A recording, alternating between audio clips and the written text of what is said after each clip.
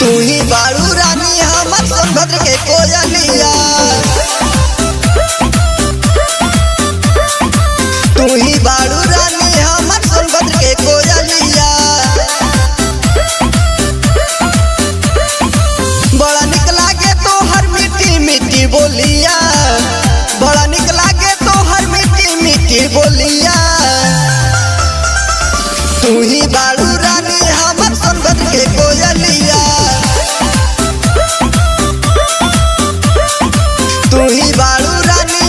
सोनभद्र के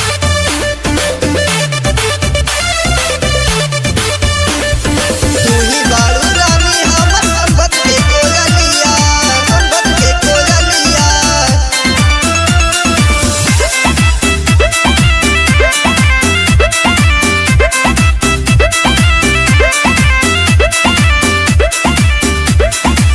रावस्तीगंज के है काजल लगैलू मनवा भइल बा पागल।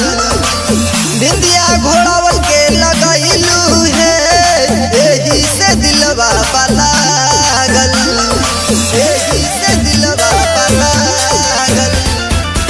रावस्तीगंज के है काजल है मनवा भइल बा पागल।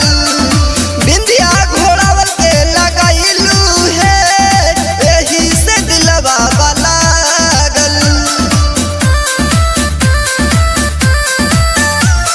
शाहगंज के लगैले बाड़ू तू होटल।